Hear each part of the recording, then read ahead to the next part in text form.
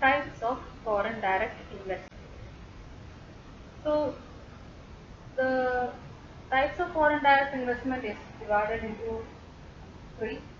First one is on the nature of business activity, which we have already discussed.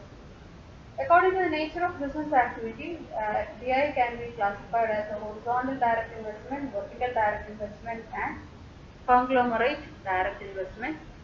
നമ്മൾ already. So asset-based view.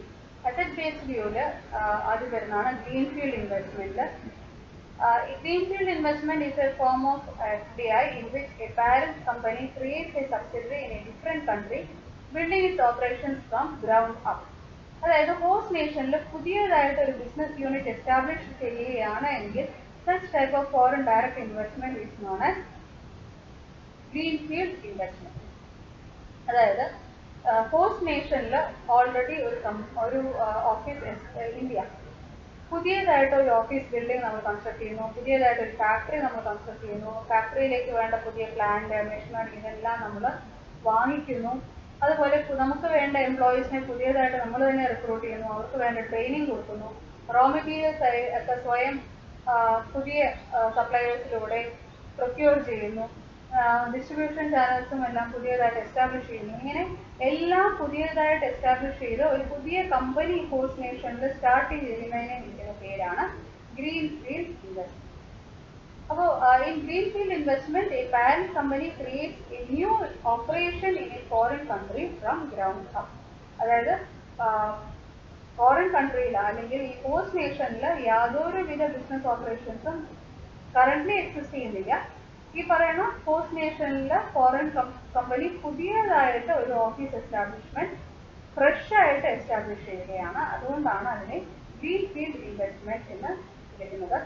ഏറ്റവും കൂടുതൽ controlling power, FDI മോഡിൽ ഏറ്റവും കൂടുതൽ controlling power ഉള്ള ഒരു ഇൻവെസ്റ്റ്മെന്റ് ആണ് ഗ്രീൻഫീൽഡ് ഇൻവെസ്റ്റ്മെന്റ്. പിന്നെ അതിന് റിസ്ക്കും വളരെ ഹൈ ആണ്. കാരണം പുതിയതായിട്ട് എല്ലാം എസ്റ്റാബ്ലിഷ് ചെയ്യണം, പുതിയതായിട്ട് ഓഫീസ് കൺസ്ട്രക്ട് ചെയ്യണം, പുതിയതായിട്ട് ഫാക്ടറി കൺസ്ട്രക്ട് ചെയ്യണം, പുതിയതായിട്ട് പ്ലാന്റ് മെഷീനറി എല്ലാം പർച്ചേസ് ചെയ്യണം, എംപ്ലോയീസിനെ റിക്രൂട്ട് ചെയ്യണം, പുതിയ സപ്ലയേഴ്സിനെ ഐഡന്റിഫൈ ചെയ്യണം, പുതിയ ഡിസ്ട്രിബ്യൂട്ടേഴ്സിനെ ഐഡന്റിഫൈ ചെയ്യണം. ഇങ്ങനെ എല്ലാം പുതിയതായിട്ട് അല്ലെങ്കിൽ ഫ്രഷ് ആയിട്ട് എസ്റ്റാബ്ലിഷ് ചെയ്യേണ്ടത് കൊണ്ട് തന്നെ ഇവിടെ ഒരുപാട് പണത്തിന്റെ ചെലവ് വരും, ഒരുപാട് ക്യാപിറ്റൽ ഇൻവെസ്റ്റ്മെന്റ് വരും, ഒരുപാട് ടൈം കൺസ്യൂം ചെയ്യും, അതുപോലെ തന്നെ ഒരുപാട് റിസ്ക്കും കൂടുതലാണ്. ഗ്രീൻഫീൽഡ് ഇൻവെസ്റ്റ്മെന്റ് ഫ്രഷ് ആയിട്ടുള്ള ഒരു ഇൻവെസ്റ്റ്മെന്റ് ആണ്. ഹോസ്റ്റ് നേഷനിൽ പുതിയതായിട്ട് ഒരു ബിസിനസ് യൂണിറ്റ് എസ്റ്റാബ്ലിഷ് ചെയ്യുകയാണ്. അതുകൊണ്ട് തന്നെ പുതിയ എസ്റ്റാബ്ലിഷ്മെന്റിന്റെ മോഡിൽ അല്ലെങ്കിൽ പുതിയ ഒരു ബിസിനസ് യൂണിറ്റിന്റെ മോഡിൽ ഫുൾ കൺട്രോളിംഗ് പവർ കിട്ടും.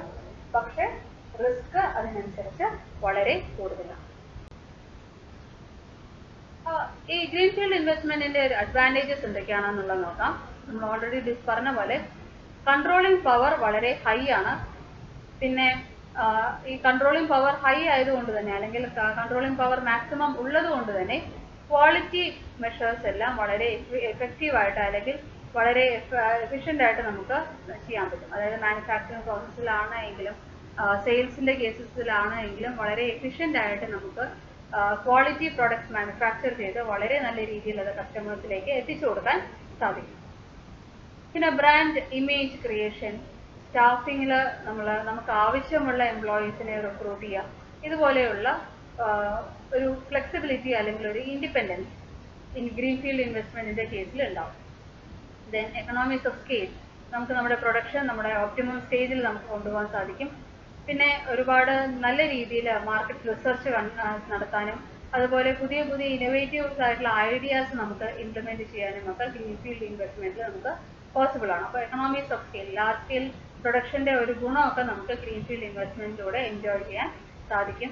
പിന്നെ എക്സ്പോർട്ടിങ്ങിലെ സിറ്റുവേഷനിൽ വരുന്ന യാതൊരു വിധ ട്രേഡ് റെസ്ട്രിക്ഷൻസും ഗ്രീൻഫീൽഡ് ഇൻവെസ്റ്റ്മെന്റിന്റെ കേസിൽ വരില്ല. കാരണം ഗ്രീൻഫീൽഡ് ഇൻവെസ്റ്റ്മെന്റിൽ ബിസിനസ് യൂണിറ്റ് എസ്റ്റാബ്ലിഷ് ചെയ്തിരിക്കുന്നത് ഹോസ്റ്റ് നേഷനിലാണ്. അതുകൊണ്ട് തന്നെ ഹോസ്റ്റ് നേഷനിലെ ഗവൺമെന്റിന്റെ ഭാഗത്തു നിന്നും സപ്പോർട്ട് ലഭിക്കും. അതുകൊണ്ട് തന്നെ ഈ എക്സ്പോർട്ടിംഗ് സമയത്ത് വരുന്ന യാതൊരുവിധ ട്രേഡ് റെസ്ട്രിക്ഷൻസും ഗ്രീൻഫീൽഡ് ഇൻവെസ്റ്റ്മെന്റിന്റെ കേസിൽ ഉണ്ടാവില്ല.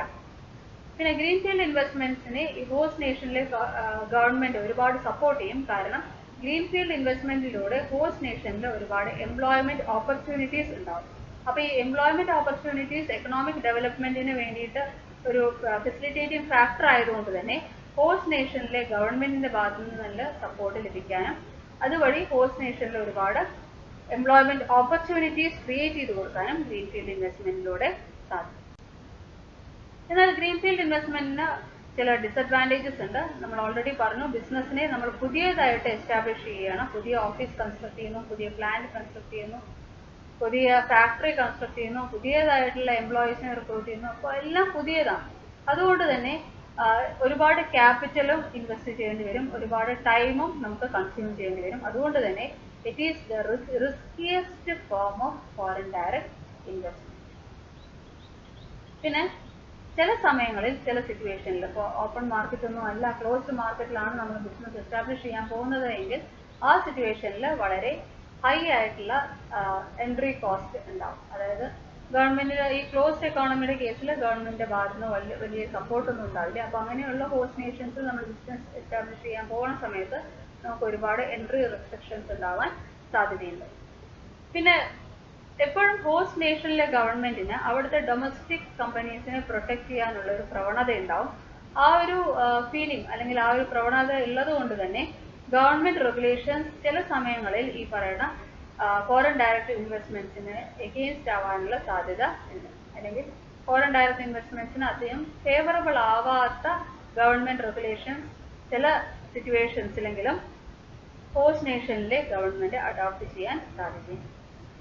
ദെൻ ഹൈ ഫിക്സഡ് കോസ്റ്റ്, കാരണം എല്ലാം നമ്മൾ പുതിയതായിട്ട് എസ്റ്റാബ്ലിഷ് ചെയ്യുകയാണ്. അതുകൊണ്ട് പുതിയ ബിൽഡിംഗ് കോസ്റ്റ് വരും, പുതിയ പ്ലാന്റ് കോസ്റ്റ് വരും, പുതിയ മെഷീനറി കോസ്റ്റ് വരും. അപ്പോൾ എല്ലാ ഫിക്സഡ് കോസ്റ്റും നമുക്ക് ഇൻകർ ചെയ്യേണ്ടി വരും. അതുകൊണ്ട് തന്നെ ഗ്രീൻഫീൽഡ് ഇൻവെസ്റ്റ്മെന്റ് എസ്റ്റാബ്ലിഷ്മെന്റിൽ ഫിക്സഡ് കോസ്റ്റ് വളരെ കൂടുതലാണ്.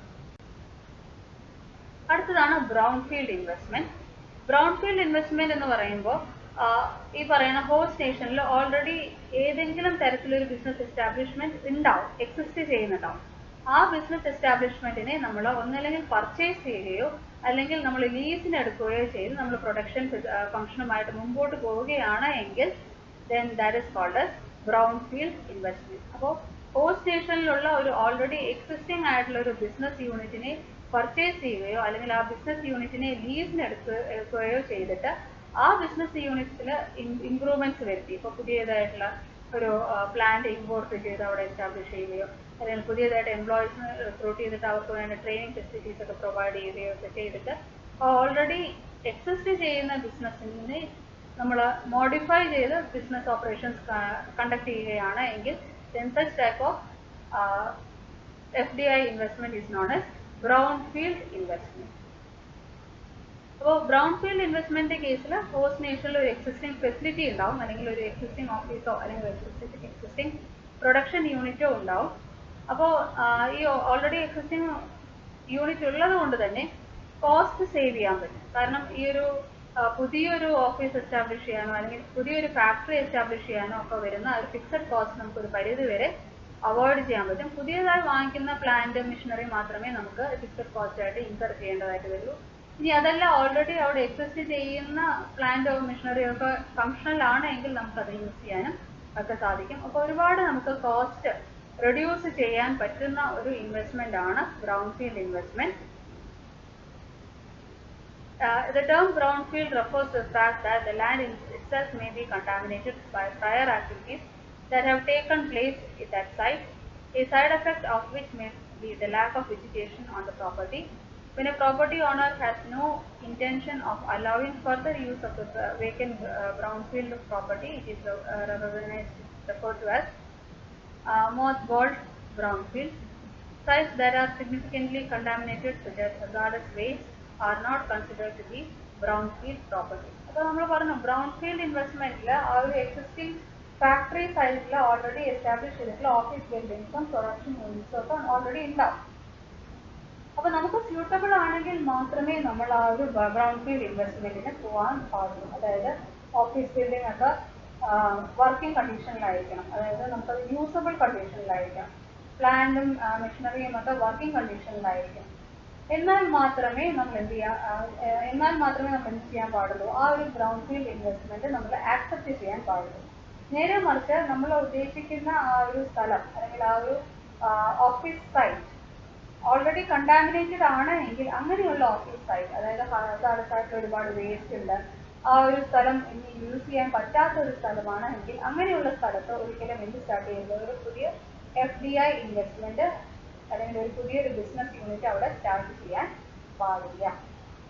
അപ്പോൾ കണ്ടാമിനേറ്റഡ് ആയിട്ടുള്ള സ്ഥലങ്ങളൊക്കെ ആണ് എങ്കിൽ ബ്രൗൺ ഫീൽഡ് ഇൻവെസ്റ്റ്മെന്റിന് വേണ്ടിയിട്ട് ആ പ്രോപ്പർട്ടീസ് ഒന്നും കൺസിഡർ ചെയ്യാതിരിക്കുന്നതാണ് നല്ലത്. Brownfield investing is common when company look towards a foreign direct investment option. കാരണം ഓൾറെഡി അവിടെ പുതിയതായിട്ട് ഒരു ബിസിനസ് യൂണിറ്റ് എസ്റ്റാബ്ലിഷ് ചെയ്യേണ്ട അത്രയും തന്നെ ഡിഫിക്കൽട്ടി വരുന്നില്ല. ഓൾറെഡി അവിടെ ഒരു ബിസിനസ് യൂണിറ്റിന്റെ ബേസിക് ആയിട്ടുള്ള ഫെസിലിറ്റീസ് ഒക്കെ ഉണ്ടാവും. അതിന്റെ മുകളിൽ ഒരു ഫർദർ കൺസ്ട്രക്ഷൻ മാത്രമേ നടത്തേണ്ടതായിട്ട് വരുള്ളൂ, അല്ലെങ്കിൽ ഒരു മോഡിഫിക്കേഷൻ മാത്രമേ നമുക്ക് നടത്തേണ്ടതായിട്ട് വരുള്ളൂ. അല്ലാതെ സ്ക്രാച്ചിൽ നിന്നും പുതിയൊരു ബിസിനസ് യൂണിറ്റ് എസ്റ്റാബ്ലിഷ് ചെയ്യേണ്ട ഒരു ആവശ്യം ബ്രൗൺഫീൽഡ് ഇൻവെസ്റ്റ്മെന്റിന്റെ കേസിൽ വരുന്നില്ല. അപ്പോൾ ബ്രൗൺഫീൽഡ് ഇൻവെസ്റ്റ്മെന്റിൽ ഓൾറെഡി അവിടെ ഒരു ബിസിനസ് എസ്റ്റാബ്ലിഷ്മെന്റ് ഉണ്ടാവും. ആ ബിസിനസ് എസ്റ്റാബ്ലിഷ്മെന്റിൽ നമുക്ക് ആവശ്യമുള്ള സാധനങ്ങളൊക്കെ നമുക്ക് യൂസ് ചെയ്യാം. അല്ലാത്ത സാധനങ്ങളൊക്കെ നമുക്ക് പുതിയ ചിലപ്പോൾ എക്സിസ്റ്റിംഗ് ബിൽഡിംഗ് നമുക്ക് തികയുണ്ടാവില്ല. അപ്പോൾ നമ്മൾ പുതിയ ബിൽഡിംഗ് കൺസ്ട്രക്ട് ചെയ്യേണ്ടി വരും. എക്സിസ്റ്റിംഗ് ആയിട്ടുള്ള പ്ലാന്റ് മെഷീനറിയും ചിലപ്പോൾ ഔട്ട്ഡേറ്റഡ് ആയിരിക്കും. അങ്ങനെയാണെങ്കിൽ നമ്മൾ പുതിയ പ്ലാന്റ് മെഷീനറി ഒക്കെ വാങ്ങിക്കേണ്ടി വരും. അപ്പോൾ അങ്ങനെ ഒരു റീപ്ലേസ്മെന്റ് അല്ലെങ്കിൽ മോഡിഫിക്കേഷൻ വർക്ക് മാത്രമേ ബ്രൗൺഫീൽഡ് ഇൻവെസ്റ്റ്മെന്റിന്റെ കേസിൽ വരുള്ളൂ. അപ്പോൾ ഗ്രീൻഫീൽഡ് ഇൻവെസ്റ്റ്മെന്റ് നടത്തുന്ന അത്രയും തന്നെ കോസ്റ്റ് ബ്രൗൺഫീൽഡ് ഇൻവെസ്റ്റ്മെന്റിന്റെ കേസിൽ. ഇനി ഇതിന്റെ ഒരു അഡ്വാൻറ്റേജസ് എന്താണെന്ന് നോക്കാം. പെട്ടെന്ന് തന്നെ നമുക്ക് ഫോറിൻ മാർക്കറ്റിൽ എൻ്റർ ചെയ്യാൻ സാധിക്കും, കാരണം അവിടെ ഓൾറെഡി ഒരു ബിസിനസ് യൂണിറ്റ് എസ്റ്റാബ്ലിഷ്ഡ് ആണ്. പിന്നെ ഫിക്സഡ് കോസ്റ്റ് വളരെ കുറവായിരിക്കും, കാരണം ഫെസിലിറ്റീസ് എല്ലാം ഓൾറെഡി അവിടെ അവൈലബിൾ ആണ്. പിന്നെ വേണമെങ്കിൽ എക്സിസ്റ്റിംഗ് എംപ്ലോയീസിനെ തന്നെ നമുക്ക് അഡോപ്റ്റ് ചെയ്യാം. അങ്ങനെയാണ് എങ്കിൽ അവർ വെൽ ട്രെയിൻഡ് ആയിരിക്കും. അപ്പോൾ ഫർദർ ട്രെയിനിങ്ങിന് വേണ്ടിയിട്ട് നമുക്ക് ഒരുപാട് കാശ് സ്പെൻഡ് ചെയ്യേണ്ടതായിട്ട് വരില്ല. പിന്നെ ഓൾറെഡി ആ ഒരു ഫാക്ടറി അവിടെ ഫംഗ്ഷൻ ചെയ്യാൻ വേണ്ടിയിട്ടുള്ള എല്ലാ ക്ലിയറൻസ് സർട്ടിഫിക്കറ്റ്സും എല്ലാ ലൈസൻസിങ് സർട്ടിഫിക്കറ്റ്സും ചിലപ്പോൾ ഗവൺമെന്റിന്റെ നിന്നും ഓൾറെഡി പ്രൊക്യൂർ ചെയ്ത് കഴിഞ്ഞിട്ടുണ്ടാവും. അപ്പോൾ അങ്ങനത്തെ സിറ്റുവേഷനിൽ നമ്മൾ പുതിയതായിട്ട് ഗവൺമെന്റിന്റെ ഭാഗത്തു നിന്നും ലൈസൻസിങ്ങോ അല്ലെങ്കിൽ റെഗുലേഷൻസോ ഒക്കെ നമ്മൾ അല്ലെങ്കിൽ അപ്രൂവൽസോ ഒന്നും വാങ്ങിച്ചെടുക്കേണ്ട ഒരു ആവശ്യം നമുക്ക് വരില്ല. പെട്ടെന്ന് തന്നെ നമുക്ക് എന്ത് ചെയ്യാൻ സാധിക്കും, ബിസിനസ് എസ്റ്റാബ്ലിഷ് ചെയ്ത് അത് റൺ ചെയ്യാൻ സാധിക്കും. പിന്നെ നമ്മുടെ ആ ഒരു ബിസിനസ് ഓൾറെഡി എക്സിസ്റ്റിംഗ് ആയിട്ടുള്ള ബിസിനസ് നമുക്ക് വേണമെങ്കിൽ ആവശ്യമുണ്ടെങ്കിൽ മാത്രം നമുക്ക് അതിൽ മോഡിഫിക്കേഷൻസ് വരുത്താനും പുതിയ പ്ലാന്റ് മെഷീനറി ഒക്കെ നമുക്ക് കൊണ്ടുവരാനും അപ്ഗ്രേഡേഷൻസ് എല്ലാം നടത്താനും ഒക്കെ സാധിക്കും. അപ്പോൾ കുറച്ചും കൂടെ കോസ്റ്റ് ഇഫക്റ്റീവ് ആയിട്ടുള്ള രീതിയിൽ ഫോറിൻ കൺട്രിയിൽ ബിസിനസ് സ്റ്റാർട്ട് ചെയ്യാനുള്ള ഒരു ഓപ്പർച്യൂണിറ്റിയാണ് ഇതിലൂടെ നമുക്ക് കിട്ടുന്നത്. പിന്നെ ഇതിൻ്റെ ഒരു ഡിസഡ്വാൻറ്റേജ് എന്താണെന്ന് ചോദിച്ചാൽ, ചില എക്സിസ്റ്റിംഗ് ആയിട്ടുള്ള ബിൽഡിംഗ് ചിലപ്പോൾ മോശമായിട്ടുള്ളൊരു അവസ്ഥ, ചിലപ്പോൾ വീഴാറായിട്ടുള്ള അല്ലെങ്കിൽ ഇടിഞ്ഞു പൊളിഞ്ഞ് നിൽക്കുന്ന ഒരു സിറ്റുവേഷനിലൊക്കെ ആണെങ്കിൽ അങ്ങനെയുള്ള ഓഫീസ് സ്പേസ് ഒന്നും നമുക്ക് യൂസബിൾ ആയിരിക്കില്ല. അപ്പോൾ നമ്മൾ വീണ്ടും പുതിയൊരു ബിസിനസ് ഓഫീസ് നമ്മൾ കൺസ്ട്രക്ട് ചെയ്യേണ്ടതായിട്ട് വരും.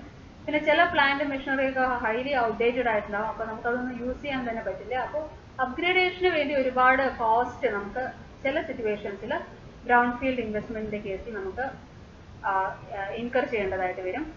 പിന്നെ ഹൈ മെയിൻ്റെനൻസ് കോസ്റ്റ്, ഇപ്പോൾ പഴയ പ്ലാന്റ് മെഷീനറി ഒക്കെയാണ് നമ്മൾ യൂസ് ചെയ്യാൻ ഉദ്ദേശിക്കുന്നത് എങ്കിൽ അതിൻ്റെ മെയിൻ്റെനൻസ് കോസ്റ്റ് ഒക്കെ വളരെ ഹൈ ആയിരിക്കും. പിന്നെ പഴയ മെഷീൻ ആയതുകൊണ്ട് തന്നെ അതിൻ്റെ ഓപ്പറേഷണൽ എഫിഷ്യൻസീസ് ചിലപ്പോൾ കുറഞ്ഞിട്ടുണ്ടാവും, അല്ലെങ്കിൽ അതിൻ്റെ ആ ഒരു കേടുവരാനുള്ള സാധ്യതകൾ അല്ലെങ്കിൽ റിപ്പയർസ് നടത്തുന്നതിൻ്റെ ഫ്രീക്വൻസീസ് ഒക്കെ വളരെ കൂടുതലും. നമ്മൾ പുതിയതായിട്ടൊരു മെഷീൻ്റെ അത്രയും തന്നെ പ്രൊഡക്ഷൻ കപ്പാസിറ്റി ചിലപ്പോൾ ഈ എക്സിസ്റ്റിംഗ് ആയിട്ടുള്ള മെഷീന് ഉണ്ടായി എന്ന് വരില്ല. പിന്നെ നമുക്ക് ഈ ഒരു ബിസിനസ്സിനെ എക്സ്പാൻഡ് ചെയ്യുന്നതിനും ഒരു പരിധി ഉണ്ടാവും. ഇപ്പോൾ ഗ്രീൻഫീൽഡ് ഇൻവെസ്റ്റ്മെന്റ് ആണെങ്കിൽ നമുക്ക് എക്സ്പാൻഷന് യാതൊരു പരിധിയില്ല, കാരണം നമ്മളെല്ലാം പുതിയതായിട്ടാണ് എസ്റ്റാബ്ലിഷ് ചെയ്യുന്നത്. പക്ഷെ എക്സിസ്റ്റിംഗ് ആയിട്ടുള്ള ഒരു ബിസിനസ്സിനെ നമ്മൾ അഡോപ്റ്റ് ചെയ്യുന്ന സമയത്ത് അവിടെ നമുക്ക് ഒരുപാട് എക്സ്പാൻഷൻ റെസ്ട്രിക്ഷൻസ് ഉണ്ടാവാനുള്ള സാധ്യതയുണ്ട്. പിന്നെ ലൊക്കേഷൻ വൈസ് നോക്കുകയാണെങ്കിലും ചിലപ്പോൾ പരിമിതമായിട്ടുള്ള ലൊക്കേഷൻസ് മാത്രമേ ഉണ്ടാവുള്ളൂ. ദെൻ അൺഫോർസീൻ ആയിട്ടുള്ള ടാക്സ് കണ്ടീഷൻസ് അല്ലെങ്കിൽ റെഗുലേറ്ററി ഇഷ്യൂസ് ചിലപ്പോൾ ഉണ്ടാവാനുള്ള സാധ്യത, ചിലപ്പോൾ ഈ ബ്രൗൺഫീൽഡ് ഇൻവെസ്റ്റ്മെന്റിന് പോണ സമയത്ത് നമുക്ക് അറിയാത്ത പല റെഗുലേറ്ററി കൺസ്ട്രെയിൻസും അല്ലെങ്കിൽ റെഗുലേറ്ററി റെസ്ട്രിക്ഷൻസും ഉണ്ടാവും. അപ്പോൾ അങ്ങനെയുള്ള പ്രശ്നങ്ങളൊക്കെ ഫേസ് ചെയ്യാനുള്ള സാധ്യത ബ്രൗൺഫീൽഡ് ഇൻവെസ്റ്റ്മെന്റിന്റെ കേസിൽ ഉണ്ട്. പിന്നെയുള്ള ഒരു മോഡാണ് മെർജേഴ്സ് ആൻഡ് അക്വിസിഷൻസ്. അപ്പോൾ വേണമെങ്കിൽ നമുക്ക് പുതിയ എക്സിസ്റ്റിംഗ് കമ്പനിയുമായിട്ട് നമുക്ക് മെർജ് ചെയ്ത് ഒരു ബിസിനസ് എസ്റ്റാബ്ലിഷ് ചെയ്യാൻ സാധിക്കും. അല്ലെങ്കിൽ ഹോസ്റ്റ് നേഷനിലെ ഏതെങ്കിലും ഒരു കമ്പനി അക്വയർ ചെയ്തിട്ട് നമുക്ക് ബിസിനസ് എസ്റ്റാബ്ലിഷ് ചെയ്യാൻ സാധിക്കും. ഈ രണ്ട് രീതിയിലും നമുക്കൊരു ഫോറിൻ ഡയറക്റ്റ് ഇൻവെസ്റ്റ്മെന്റ് നടത്താൻ സാധിക്കും. അപ്പോൾ ഇത്രയുമാണ് different types of foreign direct investment.